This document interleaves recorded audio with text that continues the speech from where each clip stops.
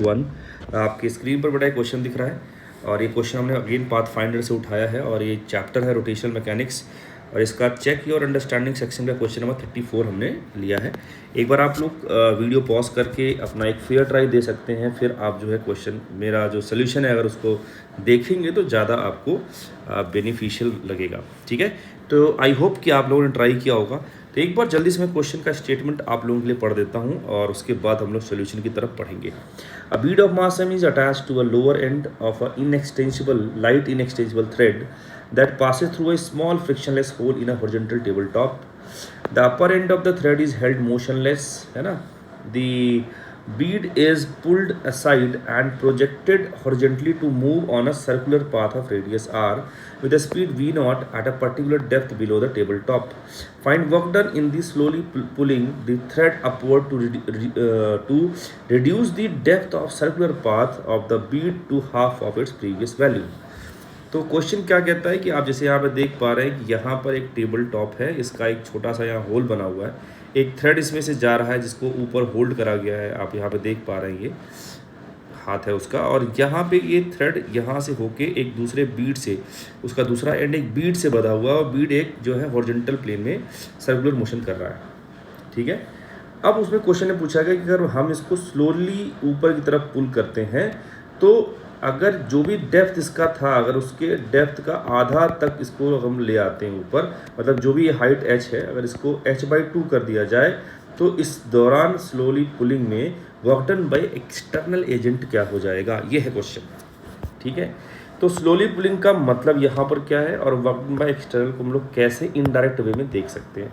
Slowly pulling का मतलब ये है कि जैसे ये आपका ऑब्जेक्ट था, यहाँ पे चल रहा है, ये धागा है, अगर आप इसे ऊपर की तरफ स्लोली खींच रहे हो तो इसका मतलब ये है कि इस पर्टिकुलर टाइम पर, किसी पर्टिकुलर टाइम पर जो इसका बीड है, बीड का जो इस प्लेन के परपेंडिकुलर डायरेक्शन में जो वेलोसिटी होगा वो ऑलमोस्ट टेंडिंग टू जीरो हो जाएगा।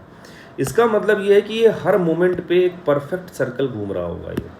ठीक है ना, इसका मतलब है कि हम सर्कुलर मोशन की सारी बातें यहाँ पर आराम से कर सकते हैं। ठीक है ना, ठीक है, हर मोमेंट पे ये अपना बढ़िया से, अगर मतलब पर्टिकुलर थीटा अगर आपने फिक्स कर दिया है तो पर्टिकुलर थीटा पे ये आराम से यूनिफॉर्म सर्कुलर मोशन कर रहा होगा। इसका मतलब ये है सीधा, ये स्लोली पुलिंग का मतलब ये है।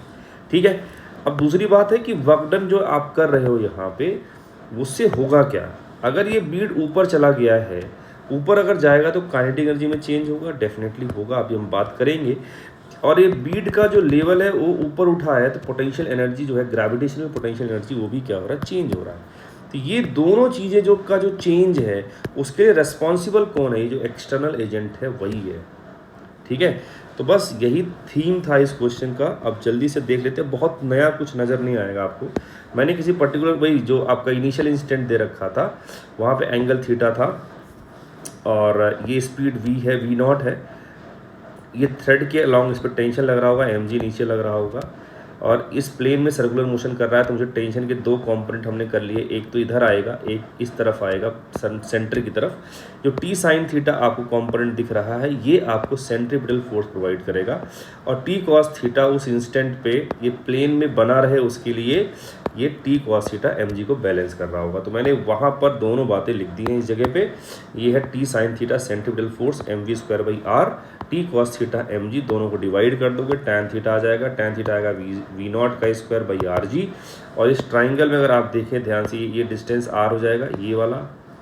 ठीक है, और ये थीटा है तो टैन थीटा क्या होता है, परपेंडिकुलर अपॉन बेस, तो r/h हो जाएगा। तो हमारे पास एक रिलेशन आ गया यहाँ से, r²g = v not square × h। ठीक, अब हमने क्या करा, वो केस बनाया जब वो इसकी हाइट यहाँ से h/2 रह जाएगी तो स्पीड लेट सपोज v हो गया और एंगल थीटा डैश हो गया, तो अभी भी ये यूनिफॉर्म सर्कुलर मोशन यहाँ कर रहा होगा। तो सारे रिजल्ट इसके जैसा यहाँ वैलिड हो जाएगा, टैन थीटा v²/rg हो जाएगा, रेडियस r हो गया।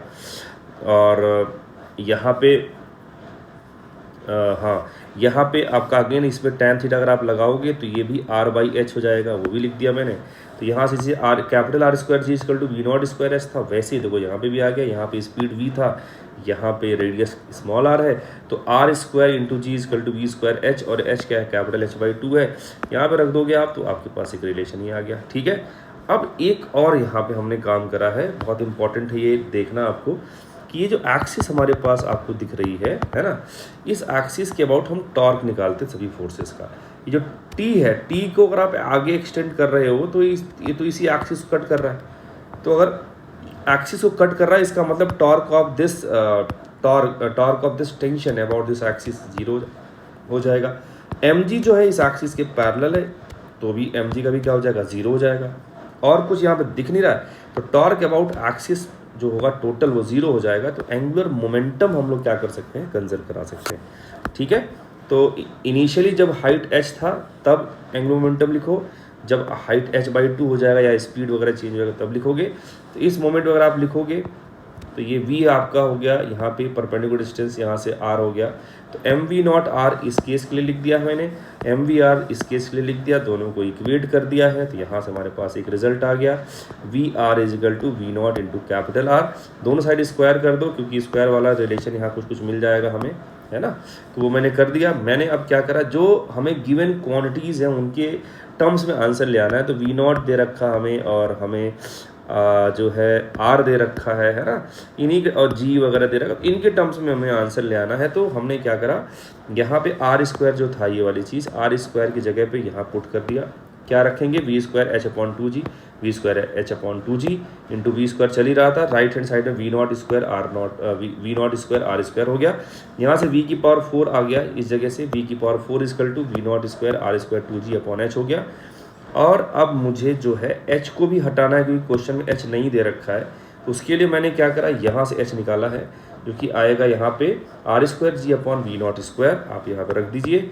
आपके पास एक अच्छा सा रिलेशन आ गया कि v⁴ = 2v0⁴ आ गया, है ना। अब मुझे वर्क डन निकालना था, तो ये आपकी काइनेटिक एनर्जी में चेंज हो गया, प्लस ये पोटेंशियल एनर्जी में चेंज हो गया। पहले h हाइट पर था यहाँ से, या h डेप्थ बोल दो, फिर h/2 पर हो गया। तो जो ये ऊपर गया वो कितना गया है, h/2 गया है। ये पोटेंशियल एनर्जी में चेंज प्लस काइनेटिक एनर्जी में चेंज, या कह सकते हो चेंज इन मैकेनिकल एनर्जी जो आया है वो वर्क डन बाय एक्सटर्नल का ही नतीजा है। तो बस सारी वैल्यूज यहाँ पर उठा के पुट कर दिया हमने, और ये हमारा क्या हो गया, फाइनल आंसर हो गया। ठीक है, आई होप आपको सारी बात समझ में आई होगी। मिलते हैं नेक्स्ट वीडियो में, तब तक के लिए बाय बाय, सी यू, जय हिंद।